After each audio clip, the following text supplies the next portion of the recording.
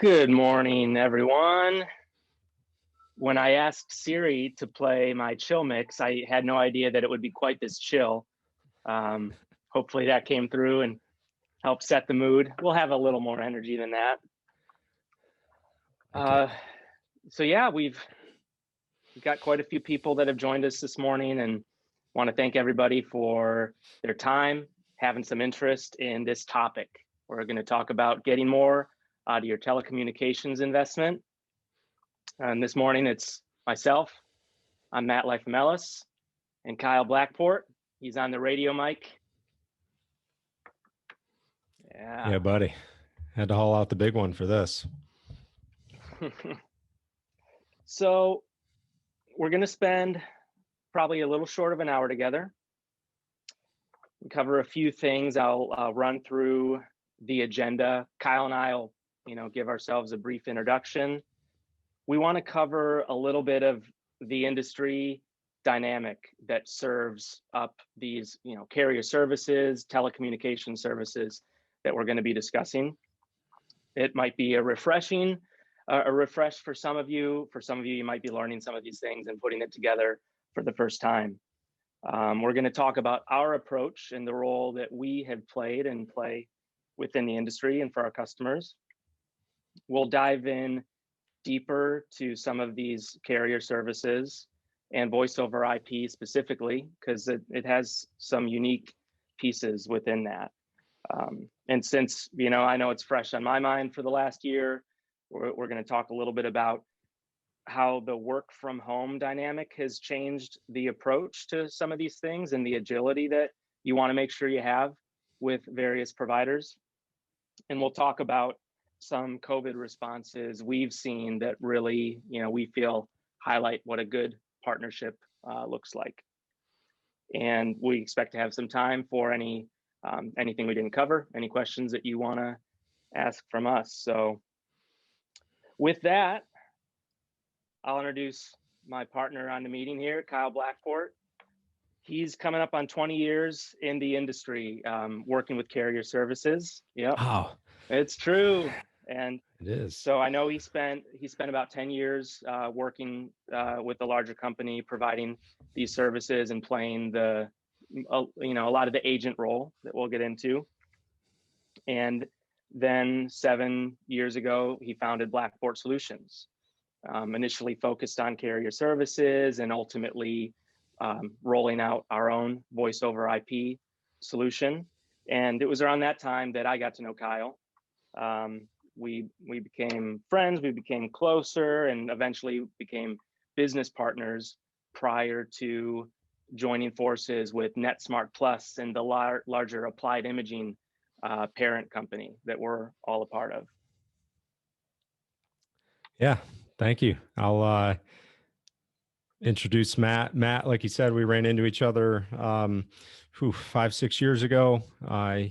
He was part of internal IT at one of the organizations that was reviewing their carrier services and their VoIP solution, and they ended up becoming one of our first and one of our larger VoIP customers. So Matt ended up after that process, he transitioned to another organization, and I said, "Hey, what happened to that guy? He was awesome. Like, I want to stay in touch with him." And so we stayed in touch, and over the years, we reunited and landed back together. And like he said, we became business partners at Blackport Solutions. And now we've recently transitioned and merged with NetSmart Plus and the Applied Imaging family. And we're excited to focus on the VoIP and the collaboration carrier services components here at a much larger scale. So we're excited about that.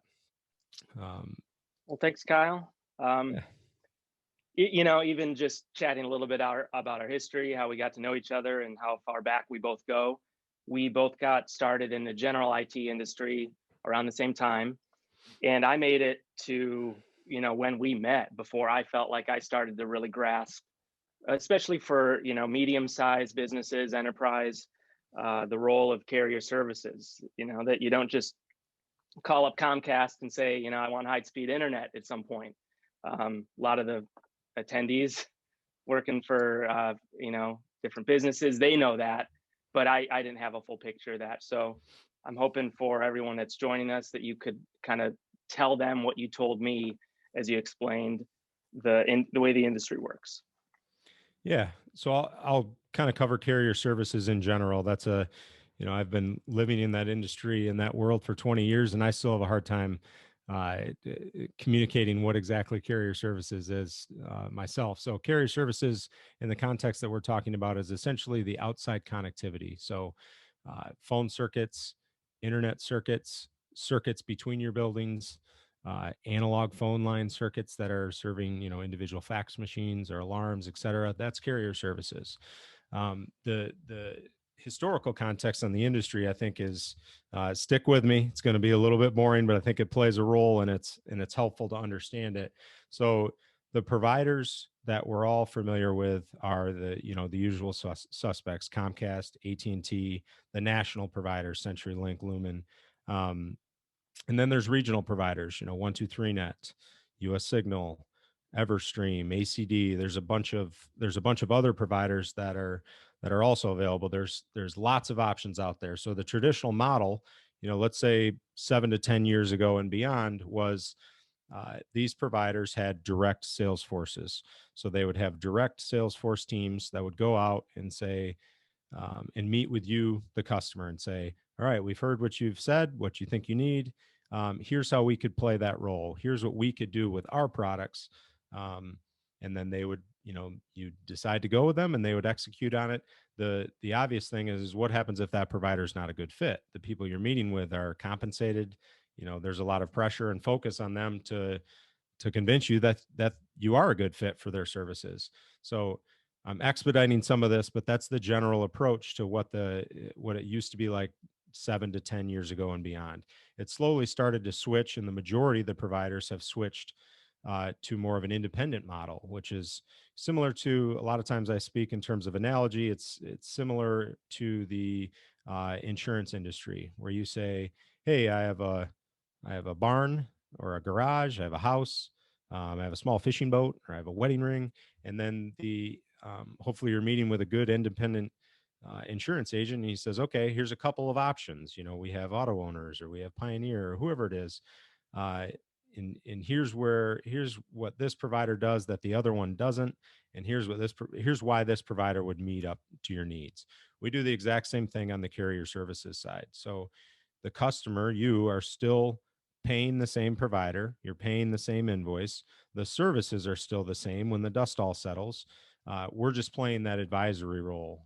Instead of, on the provider side, it's a benefit because if we don't bring providers into the mix, we don't get compensated for it. We obviously are focused on making sure that we're making the right recommendations, but on their end, they don't have to pay overhead, payroll, everything involved in having a direct sales force. They simply can lean on the independent world, the independent agents, to connect them up with the customers out there how they see fit. So there's benefits to the provider. There's definitely benefits to the customer. And we're essentially going to play that role either way. As we're, an IT service provider, we're going to try to get you the best internet connections. We're going to try to get you the best phone systems and the best phone circuits. But just to cover kind of the carrier services definition, that's how the industry has transitioned more to the independent agent model. And when we talk about carrier services, that's what we're referencing. Us listening to what you need, whether it's internet or phone services, et cetera, data center services, and we're bringing in the appropriate providers that we think meet those needs. And then we're sitting on your side of the table saying, pushing back a little bit on, yeah, you're advertising that, but that's not necessarily what we've seen in practice to be a strength of yours, et cetera. So when you find the right independent agent and you find the right providers, and that whole process works well, like we feel it does for our customers, it can be a big benefit. It can raise your level of awareness of what you have and why you have it, and it can give you more confidence to make changes with new information. As every once in a while things change with technology, and you get things like COVID and other things that are out of our prediction capabilities, out of our control. And we're able to react to that because we have a much higher visibility into what we have and why we have it. Um, the Yeah, opposite, I remember. yeah. Oh, go ahead, Kyle. I was just going to say the opposite explanation is it speeds and feeds. You need internet, You want the best internet possible for the lowest price. There's components of that as well, but it's a little bit bigger than that. Yeah, I remember appreciating some of the guidance that you could provide about the strengths of different carriers, and beyond just the bullet points, what does this look like in practice?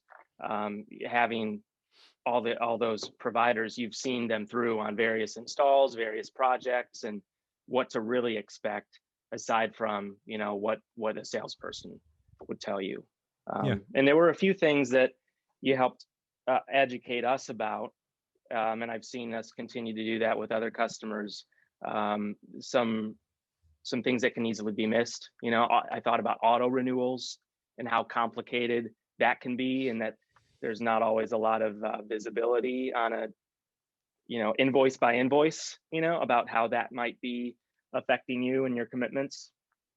But yeah, definitely appreciate the continuity that an agent can provide throughout a project once the right solution is found. You don't run away like a salesperson would onto the next one. Yeah. That's a So those are all good points, and the last one triggers something for me. Even if you get a really good direct sales rep um, from one of the larger providers, there's a couple of them that still exist out there where they still have direct sales force. If Even if you get a really good person who's got a great approach, they got a good knowledge base, and they're sincerely in it for the customer, they're compensated and literally removed from the process after the customer signs on. So the person that has all the context, was part of the pre-design, was a part of the discovery, we're going to yank them out of the picture and have them, they're compensated to go get the next one. Well, that's one of the most pivotal people in the process. They're the ones that were going to help us execute on that, and now we're banking that they took good notes, they translated and articulated that to the project managers, et cetera. So that's another thing that you avoid when you switch off of the direct sales force model. And the auto renewals and things like that, it's simply about making you aware of what's there so that we can be in control. We don't want this auto renewal to kick in, or we're okay with this auto renewal happening. The important part is just being aware that it's there. Well, let's chat about what we feel to be the right approach, and it's our approach for diving into these things, and kind of overcoming, one piece, which is this feels really complicated. Another piece is this is working. I don't want to break it. So what does it look like to start that process with the customer, and some of the priorities you have on the goals of the overall project? Yeah. So for me, it's I think our team takes a pretty natural, organic approach to it. It's more about listening than it is about coming in and showing you everything that we know. I'd like to know, there's a lot of different variations of, depending on who you're talking to, their desire to know more about this, their current knowledge and visibility into what they have. What we find pretty consistently is that someone at the organization, and maybe it was a small team of people, put a lot of focus on this for a week or two, 3, 5, 7 years ago. And now as we're looking into it again, um, some of those people are gone. That context is not documented. And there's a lot of stuff that builds up over the years, including things that the providers do that make it very hard to figure out where you are today. We can make some assumptions about your emails in the cloud. Maybe it's on-prem, but we can assume that it's in the cloud. We can make assumptions like that, but it's really about starting with, tell me what you know. Even if it's nothing, just tell me what you know. And what we find is a lot of people aren't necessarily against making changes. They just don't have the confidence that it's possible. It's working. My internet is on. I have dial tone. And if I were to unplug something or try to swap something out and change it to save money or to get faster internet or to get a more optimal solution, I could easily just have a cascading effect of things that are out of my control. And it's just easier for me, and it's less risk to just keep it as is. Even if we're overpaying, even if there's a bunch of waste, even if there's duplicity, it's better to just stay where we are, because that's the safe play. I fully understand that. I see that there's plenty of knowledgeable people at the customer organizations in terms of they know a lot about this industry, but it's still dangerous to tackle it and try to make changes. And they've had bad experiences in the past because of things we've talked about with the direct sales forces. Um, so to answer your question, we start by just saying, let us know what you know. What are your key applications? Email, phone, all of the key applications. Where do they live? Do you know who your ISP is today? Do you know if you're under contract? Starting with that process of, and that could be a lot of information, or it could be like, I don't know anything. I just know the internet's on and we're good to go.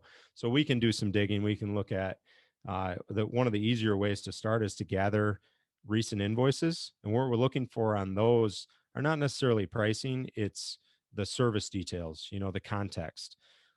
Okay, here, everything you told us, we see all of that on this invoice, but we also see a bunch of other stuff that it's very unlikely that you would have had any knowledge that that was there. So what do you think this line item is? It's a T1. Or what do you think this line item is? It's a circuit that goes to a site that I don't see on your website. And did you used to own that site?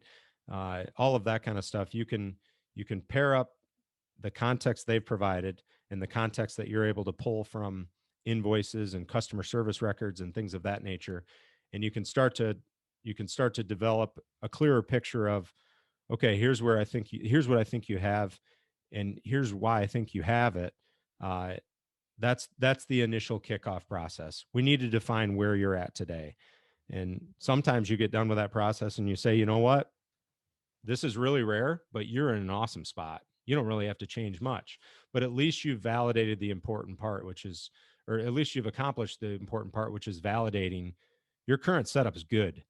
You have a high visibility, and now you have the confidence that you're in a great spot. So if anything happens down the road, like you add a new location or you add a new key application or you want to add redundancy, we're able to do that much easier now because we've defined where we are and we have control over that information. Yeah, and I know when agility is so important right now with the way we communicate, the way we connect to the outside world in our businesses, even if there aren't changes that you think you need to make, having that visibility, knowing of all these pieces, what do they do? Why do they do it? Is there a better way that we should have on our radar for the future if things change to a certain degree? And the other thing you come away with there is knowing like what's the risk, or more realistically, what needs to be accounted for if changes are to be made. Yep, exactly.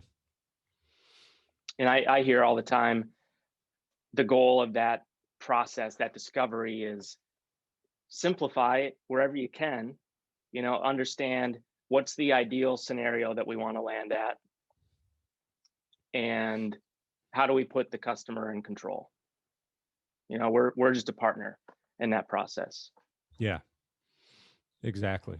I think the best analogies in terms of like just in real life is you want to be able to talk to a doctor about your personal health in a way that you understand it, and then you can internalize it and you could explain it to someone else. You want a financial advisor or someone that can explain something very complex in a simplified manner so that you understand it, and now you feel more confidence to make decisions about it.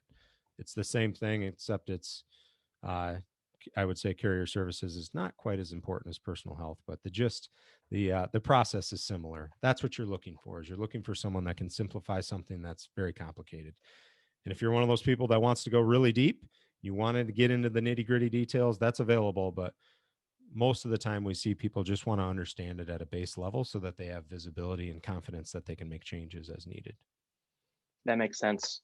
So, having talked through what that discovery process looks like and how we move toward solutions, or just validating what's already in place, let's dive into what these carrier services are and make sure we have the full range of what falls into this category and where this dynamic can play. Sure. So, I'll try to go down the middle line of, covering it all and keeping it simple. Um, I usually lean more towards keeping it simple. So carrier services, the categories we're talking about are internet connections. So connecting your physical building and your users and your applications to the rest of the world and their users and those key applications, whether they're in the cloud or in another building. There's an internet connection that sits between you and what you need to get to. Circuits between, if you're a organization that has multiple locations, circuits between your sites. Those might be private circuits. You have point-to-point circuits. You have MPLS. Sometimes you're just connecting your locations up with public internet connections and then devices that are creating VPN, virtual private networks. But the gist of all of that is you're just connecting up your locations and your users to each other. SD-WAN is a fun one. SD-WAN is, and for those people on this call that are very technical, we can take a sidebar on this, but I want to speak to the masses on this. SD-WAN is software defined wide area networking. It's been something there's lots of different variations of that. But the majority of, the idea behind SD-WAN giving you flexibility and autonomy and automating some of the flexibility of the WAN, that a lot of that stuff has been happening for years. Automatic failover, segregation of circuits, visibility into the circuits, and whether or not it's flapping or it's up or down, et cetera. SD-WAN has been happening for a long time, not at the scale it's being done today, but just recently, it's, whether it's the cloud or virtualization, SD-WAN has become a buzzword. And it's become one of those things where it's a technical terminology that gets thrown out there a lot. And I feel like a lot of people mean different things when they say that. And all I want you to know is SD-WAN has been happening for years. It's a good thing. It can be very helpful for your organization.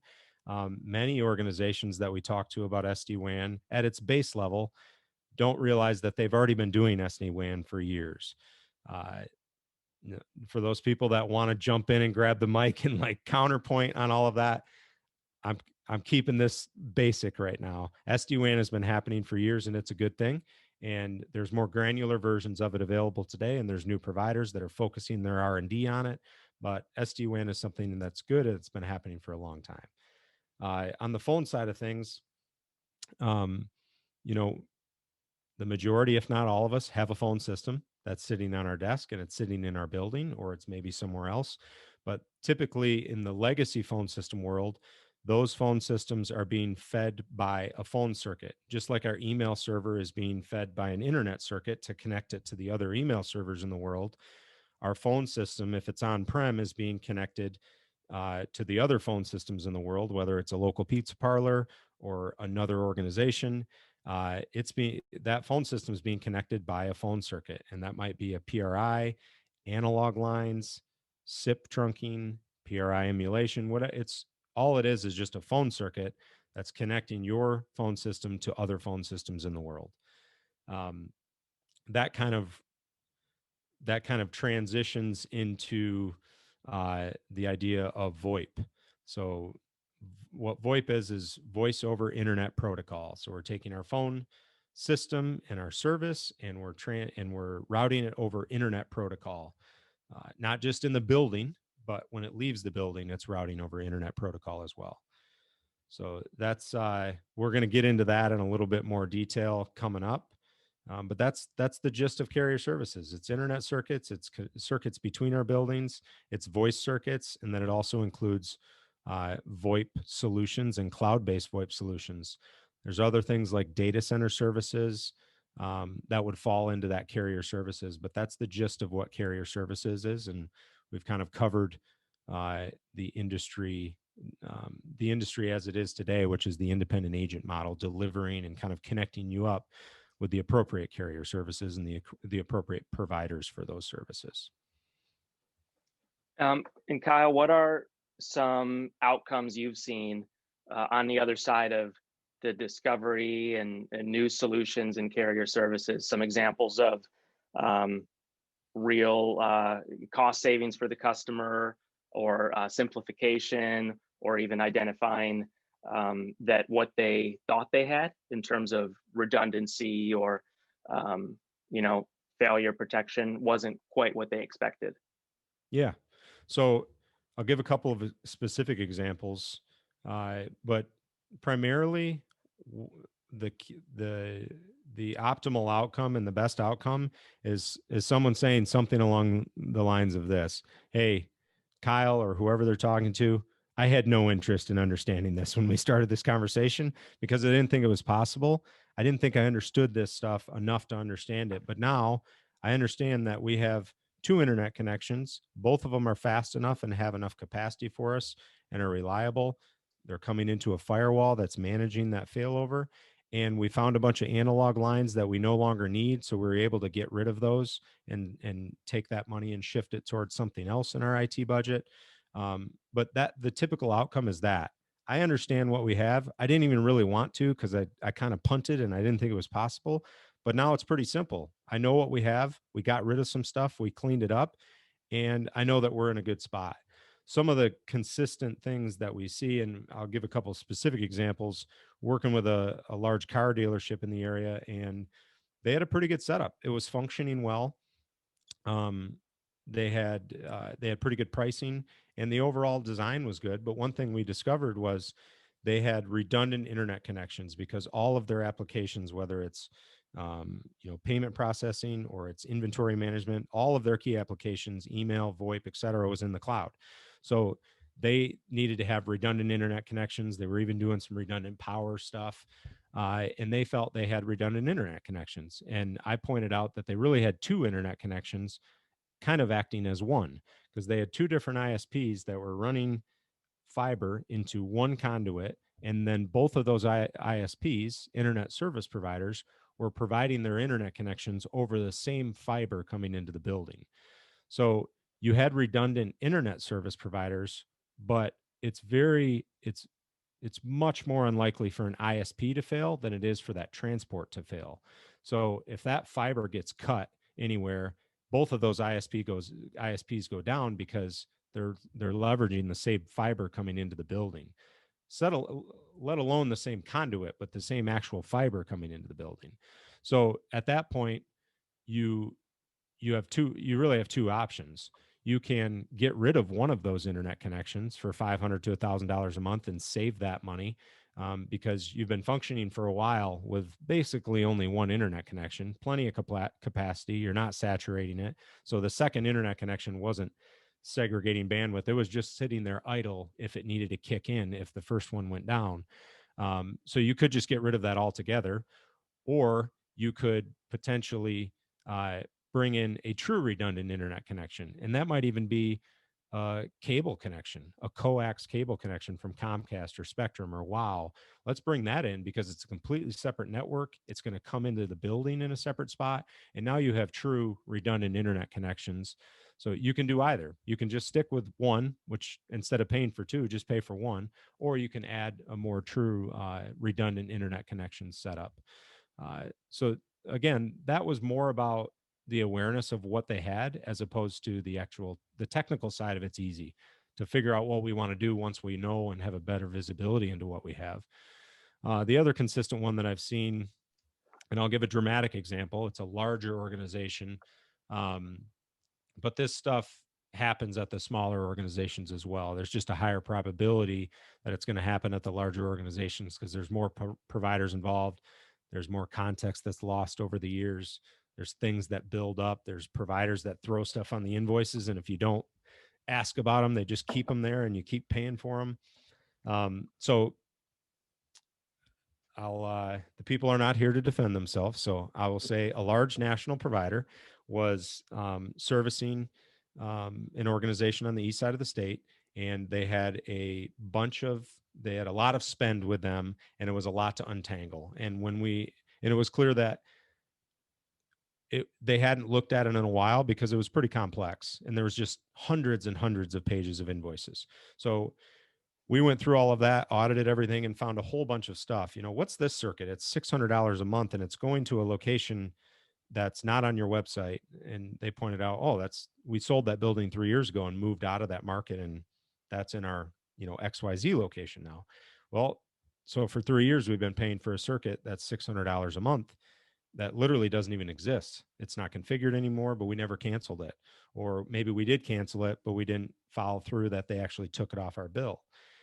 That's very common. And we ended up finding $10,000 a month of wasted or duplicate spending for that specific customer. And that had been going on for, at a minimum, 7 years. This was obviously a much larger organization, and that's a lot of money. But the premise of that idea exists everywhere, and the providers play a role in this. You know, somebody from that national provider was going to President's Club for a lot of years, and my guess is you haven't heard from them in a long time, because they're aware of what's going on. They're aware that you got a lot of circuits that don't have any usage on them. And I'll just leave it at that. The providers play a role in this at times if you have the wrong provider. And it's important to have a visibility into what you have and why you have it. And we can help play that role, specifically in the discovery stage and the implementation stage. I could start a podcast on all the different carrier services scenarios that we've found throughout these audits, but we'll leave it at those two. Yeah, you'd have to have a complex web of the names have changed, to protect the true parties involved. Yeah, exactly. So recapping that, and really with all these examples, there's opportunities for duplicity in spending or duplicity in the configuration. And that transport layer is pretty interesting and something I don't think everyone thinks about. And it's not always just where they merge at the point of entering the building, and it's a 3-foot section in the part you own. There's parking lots, there's big complexes and egress. There's a lot to it, right? So getting that clear understanding of what's in use going forward. Sometimes there's low-hanging fruit in terms of what you can eliminate with zero impact. You turn it off. No one will miss it. Other times there's things to untangle. But getting that scope, that's what allows you to get there. And we've talked about a lot of these elements of carrier services that they're more like the utilities. When you think about your natural gas coming in, your electricity, these are things that you don't typically expect a user experience difference between one electrical provider on the utility side and another. Of course, if the power's going out all the time, that impacts your user experience. But if the power's on, you probably can't tell the difference between consumers on this side of the state or DTE on the other side. It's just power and it works. And that's what we expect from a lot of these carriers and the services that they provide. VoIP is interesting, and I'm going to chat about that one a little bit. And what we've seen is unique about that service in the industry. And we talked about the email example. And if we go way back to, 20 years ago, when, most businesses were adopting email at some level, and you probably had your email server in the building and everything connected to it, over your local network. And then at some point, this is at least 20 years ago, but you had to make sure that mail server was available on the internet so people could interact and send and receive messages from outside of the building, and adjusting firewalls and things like that. And when VoIP first entered the market, especially on the business side, we were talking about a phone system that lives in the building. It's connected with one of those circuits Kyle described. Could be a PRI, SIP trunks more recently, but that voice over IP piece is really living in your building. And where, a lot of the phone providers we were linking people up with 5, 6, 7 years ago, they were starting to host the phone system itself, or the PBX, in their own data center or in the cloud, available from anywhere. But there were some limitations that, spoiler alert, this is how we ended up deciding to bring our own VoIP solution to the market.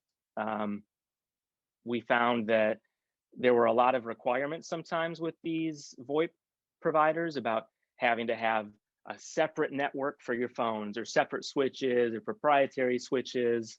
Often the phones that would sit on people's desks were going to be tied to that system. And, we're used to making an investment in the phone system and keeping it for 10 or 15 years in some cases, you know, the Avayas, the Ciscos, the Nortel or Northstar type things. But as we were seeing things change so rapidly, and much more like of the technology of your phone system, it wasn't changing and evolving on a provider to provider basis. It was more of a commodity. The same features were there for all of them, and we really started seeing that the difference between someone with a great phone system experience and someone struggling was about the partnership, not about the technology under the hood, not about what PBX was running in the data center somewhere. So we saw a lot of, we'd feel good about the solution we recommended from a technical capability, but we would see that, you know, as after deployment or as a year or 2 or 3 went by, there were features of that system that the customer could be taken advantage of and would really benefit them, but they were going untapped, you know, or they weren't adopted successfully. And that's where we saw an opportunity to come in and say, hey, we know this technology well. This is a mature technology. It's a mature product category. And we can do that. We can build the data center partnerships and the vendor partnerships, but most importantly, have a control over the user experience and provide that control to the customer. You know, and big difference from the other carrier services and other types of circuits is that the technology ends up being pretty interchangeable. You know, one fiber internet circuit to another, when it's up and it's working, it's great. It's pretty much you know, the same. But we were more sensitive to who the provider was with the phone system because of the impact on user experience. And you know, we haven't gone out and built our own fiber network or become an ISP. There's a difference. There's a physical geographic layer that is not present with voice over IP when it's hosted in the cloud with our system. So that was really what allowed us to enter that market and start delivering that solution. Yeah, we got to the point where we just couldn't. There's a lot of, you know, you take your email and you put it in the cloud. There's a couple providers, you know, Google, Microsoft 365. There's hundreds, thousands of options on the VoIP side of things, and we just could not. There's plenty of good technologies out there, but we just could not find one that we could get behind and say, yeah, this is an awesome customer user experience. So it was definitely driven by a need from our customers. We needed to find a solution that we were confident in, that we could deliver, and we could make it what we would sign up for, because we couldn't find anything that we could put our name behind. Yeah. And it was pretty satisfying for us, you know, touching on work from home. That's something that we've supported for years and years, and had solutions truly not even with an extra cost layer for the customer. The way we like to keep it simple, every extension had the capability to be accessed remotely in a lot of convenient ways. Had plenty of power users of that loved the way that worked. And that enabled a lot of flexible work situations for the employees of our customers. But, you know, looking back a year ago, when there was suddenly an urgent need to bring people, you know, allow people to work from home, it was really great for us to be able to show our agility and serve those existing customers that needed a solution immediately. So you get a few calls, and you see the pattern, and then, you know, you say, yeah, we can turn this on for you. You already have it. You don't have to think about the cost. You don't have to think about new investments. You don't have to think about firewall configuration changes. This is one of those things that's just been there for you when you need it. And we're, you know, really satisfied that we were approachable to field those conversations when they came from the customer. And then, you know, by mid-March, we're able to communicate to all our customers, hey, here's a reminder of something you might not have thought about since, you know, we demoed it, or since we set up your power users or your executive staff, is this is available for everybody. All we need are some email addresses and some names, and we can start sending out login information for you. And I think it's worth just to realize what it looks like when there's a feature like this that's just there. You know, it's a robust technology, it's mature, but when it's almost like just flipping a switch to be able to turn it on and enable. I'll share what that looks like with our product specifically. I think the key, just to kind of bring this back around, I think the key thing, you may have mentioned it, Matt, was just that we acted fast and we sorted it out later. And the majority of the cloud-based VoIP solutions out there, if not all of them, have the same features that ours does. But back to the point of, it's more about the partner than it is the solution. We were able to jump in and and provide that flexibility at the drop of a hat. And I'm not trying to take it and put the focus on us. When I'm trying to bring it back around is, regardless of who you work with on your VoIP and your carrier services, make sure it's a partner that you're confident in and that you have a good stride with. If that's us, great. If it's not, just make the decision about these types of solutions based way more heavily on the partner itself than the actual technology in the background. Totally agree with that. I'm just going to run through a few slides of what it looks like for someone using our phone system to log in. And this is in a web browser. It's not an app you have to install. You don't have to deploy anything. If they go to our website and they open a tab or open a browser window in Chrome, Edge, Firefox, you pick your flavor. You can start placing calls with a dial pad or from your contact list, of course. When calls come in, they ring in this window and you can accept the call or send it to voicemail, the basic things that you'd expect to do on your desk phone.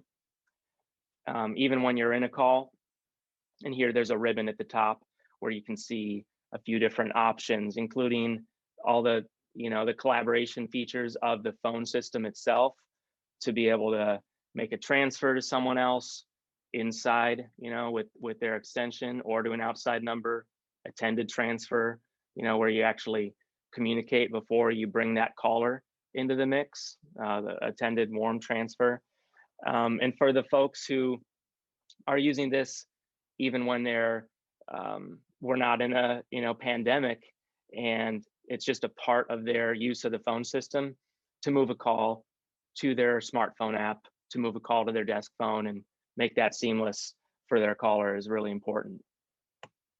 And one thing that I thought was really useful is, it's a browser tab, so you can end up with 20 tabs open. Where did that one go? You get a call, you get a voicemail. I'm using a Mac in this screenshot, and this is like the system-wide notification. It just floats over the top, and you can click that, and it brings you right into your voicemail. And features that even elevate the experience over what you'd get with the desk phone, of being able to see a transcription, being able to play pause without hitting, press 7 to delete, press 1 to listen again and delete, and as well as viewing all your call histories. The theme here is, doesn't matter if you placed a call or received a call from your desk phone, your smartphone app, or this view here. You can see that history and even click the phone numbers to follow up. So specifically what Matt's showing here, I just want the audience to know that this is a specific scenario where if someone says, hey, because of COVID, we're taking a lot of our users and we're sending them home. You have the ability to use a smartphone app on your cell phone. You have the ability to take your desk phone and potentially plug it in at your house. But what he's showing you here is basically taking your laptop and turning it into your phone. I just wanted to kind of connect the dots between those two. And all of this configuration stuff that he's showing is stuff that we do with you. So you tell us what you want it to be, and we help you set it up as a part of the onboarding. And then any tweaks and stuff that happened, like COVID in last March, we're able to dive in as soon as you're ready to tweak this and change the configuration. It's not something you have to memorize or do it all on your own. Yeah, I agree with that. To run this on an existing laptop, and I like to use a headset. Most of our users would, or plug in a USB headset. But if there's a speaker on the computer, if there's a microphone on the computer, that's really the barrier for entry to be able to get started with something like this. And like you said, make the tweaks, optimize later. And that's, yeah, the point of this is to show the agility that you just want to make sure you have with really any of these services. And things like these features, a lot of folks, even that use this on a daily basis, they're not jumping into their settings and changing how their calls come to them. But if they're interested in that, first they can reach out to us. And if they have a question, we can say, yep, here's how you do it, or we'll do it for you. But if they're modifying that on a daily basis, choosing whether their cell phone rings along with their extension or multiple extensions, I do think it's really nice to just have that available to the users that like to do it themselves. And that's a big part of our approach is, do you want a co-administrator like us? We'll play that role and sit alongside you or make those changes. Or do you prefer to, do that yourself and only reach out if you're running into something that you haven't seen before? And we'll be there. We'll be there for all of it.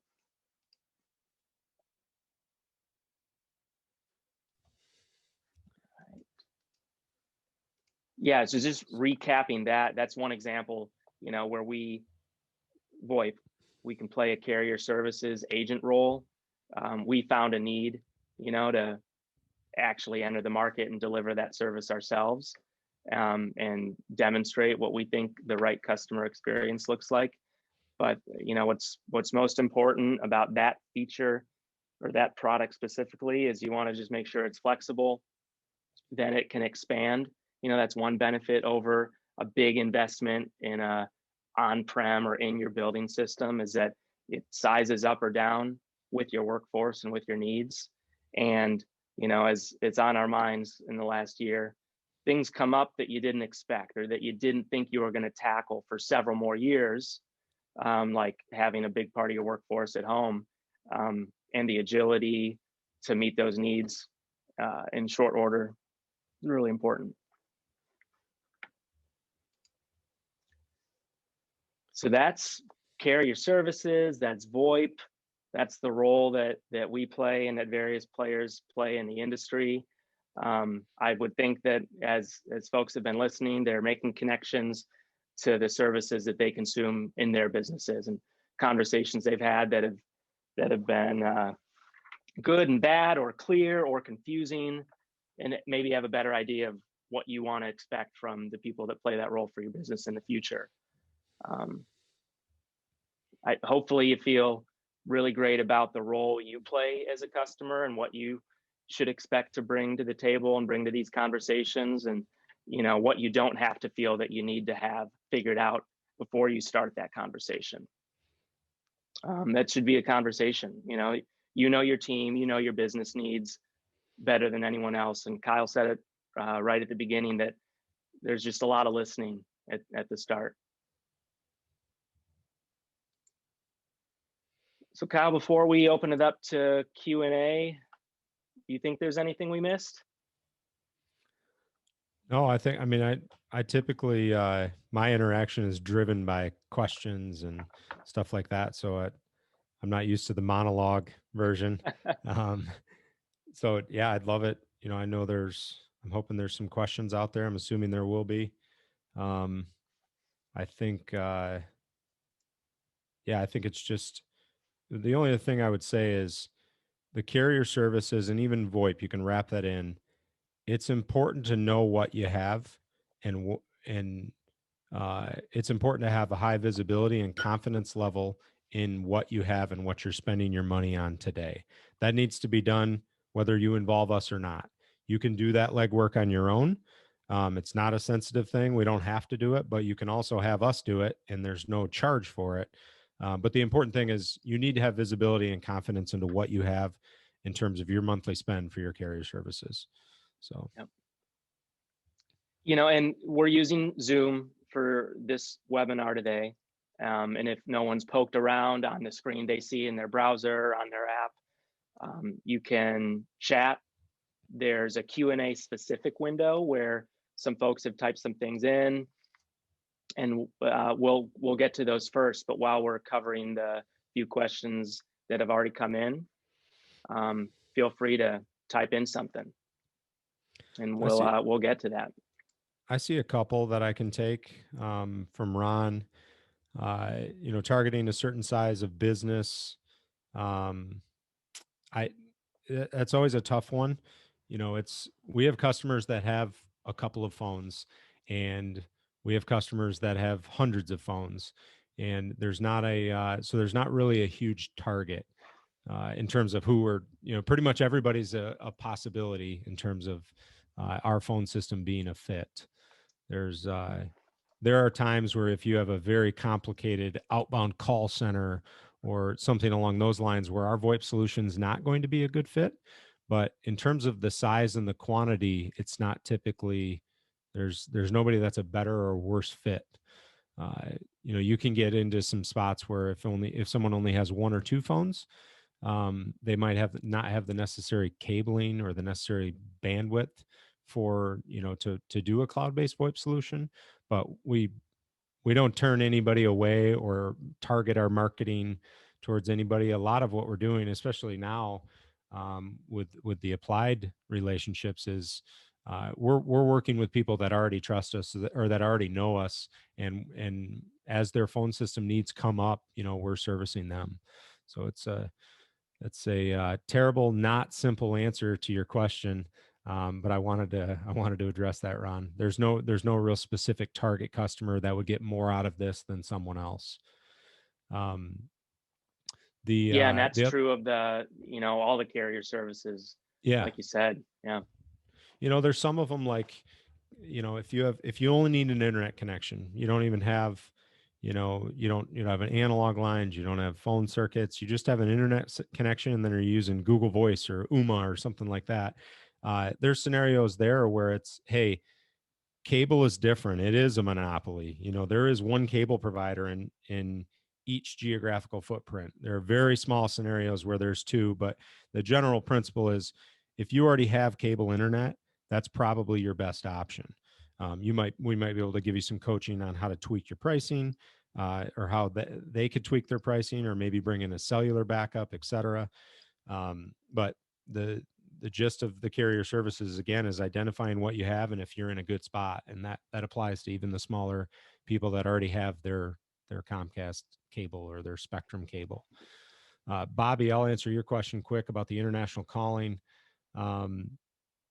The international calling is essentially pretty universal from all providers out there, and it's basically a toll rate. Those toll rates, depending on the individual country or the place you're calling, are pretty consistent across the board. We have international calling that we can enable on our phone system. Matt, you want to give a quick 10-second overview? It's typically PIN protected, given to certain people. Yeah. The 10-second version is just that international tolls can add up, and it's one of the few areas of a phone bill where you could expect a dramatic change from month to month based on usage. Otherwise, your call volume is not changing much. You can really forecast well. So for that reason, we start with a very restricted, tightened down international dialing policy. And based on the customer, we can open that wide up or put some controls like PIN protection in place, or only allow those calls to happen from certain networks. And that brings me to a question that came up earlier from Jim. And Jim asked this one early on. As companies are transitioning into a work from home environment, do you have resources to assist in making sure the home connectivity is adequate and safe? And I think this gets into some of the broader IT services that we focus on at NetSmart. So I'll answer that in two ways. One, in the way that we provide carrier services, we're absolutely knowledgeable about the components that can affect an employee working from home and protecting your data, whether you have HIPAA requirements, whether you have other sorts of regulations that you have to comply with. We can help identify what those are and some different options for bridging that connection at home into the secure office. And then, certainly as NetSmart Plus for any of our customers that are using us to provide their IT services in general, you might already have several of those solutions able to turn on or turn off or dial and adjust depending on what you need. So that's a yes and a yes on do we support and have resources to assist in securing a home internet connection for your employees. From Linda, are there cost limits or tiers on the number of calls that can be made? Most of our customers, if we're talking about our phone system, our VoIP system, they're having a very simple pricing model where we look at their typical call volume and we provide a number of call them minutes or call them pooled resources that will cover even their most demanding, month or time of year call volume. So we've done some that go way over that, and there's basically all kinds of ways we can approach that.